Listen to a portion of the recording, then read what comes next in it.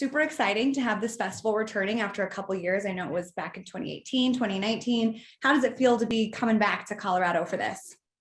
Well, I mean, if even there wasn't a festival happening, it'd just be great to be in Colorado for Labor Day weekend because it's the perfect place to be. I think I've probably played or been in every state for that time of year, and there's no place where the weather's better, the climate's better that time of year. It's just so fun to be out there.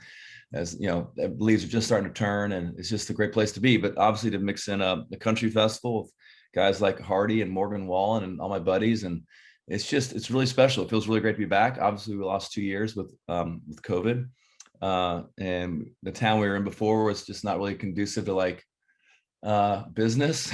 They just don't, they were, I don't know, it was just kind of like always a struggle to, it's like trying to drag your friend across the finish line, like, guys, this is going to be awesome.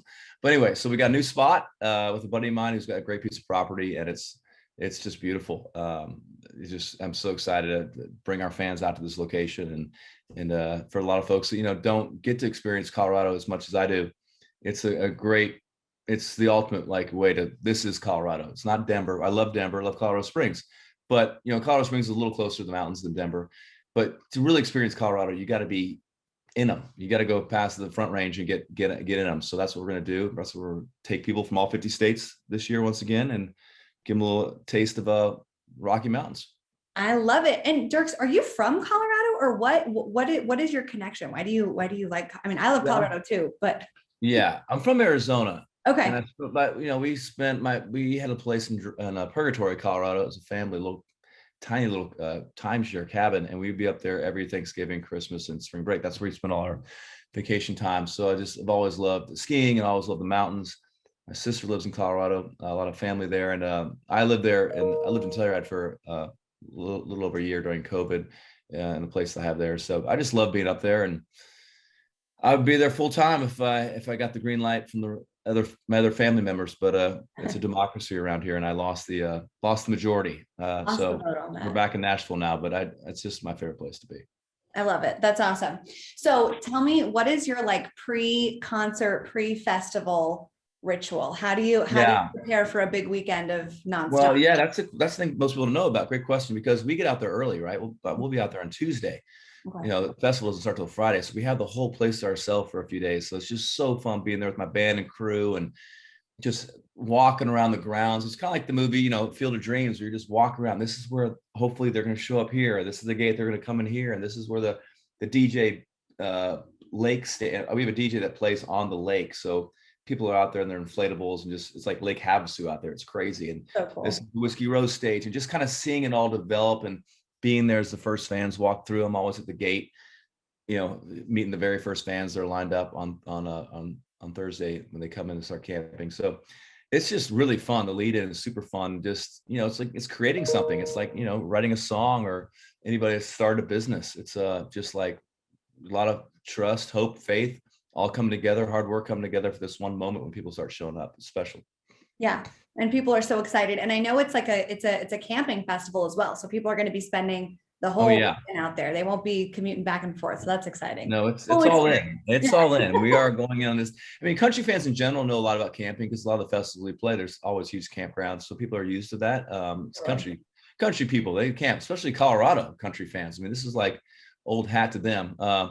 For some, the Nashville folks that come out there, they're like, where's the hotel? Yes. There isn't one. You can drive to Salida if you want to, but it's just all in, it's an experience. It's not just, if you want to go to, you can go to, Red Rocks or something if you just want to go in and out. But if you really want to dive into something, this is a full immersion, and it's not for everybody. It's just for the ones that really are into this kind of thing and get what we're trying to do. It's a unique, it's scary. It's honestly, it's kind of, that's how it should feel, going to something new and exciting and different. Just hoping people are down for that. There's, you can camp in your car, your tent. We have all different kinds of. There's RV camping, there's glamping. You can pay a little extra and have a tent already set up for you that has a heater. And so there's all different ways to do it. But we're doing it. It's gonna be fun. I love it. I've done Stagecoach both in the hotel and the camping. And I have to say, it's a more immersive experience. You get more out of it when you're doing the camping. You do, and you're just there. You don't have to go back and forth or rely on cars, or you just, all your stuff's there, and you're all in. And some of the best experiences, best memories these fans are going to make are from waking up in the morning and meeting a new neighbor and having some coffee and talking about the night before and before they even go into the festival. So the festival grounds. So yeah, it's a whole deal. But you know, people that get it, and those are the folks we're reaching out to. Yeah, that's awesome. Well, last question. I want to know what your favorite song to perform is live.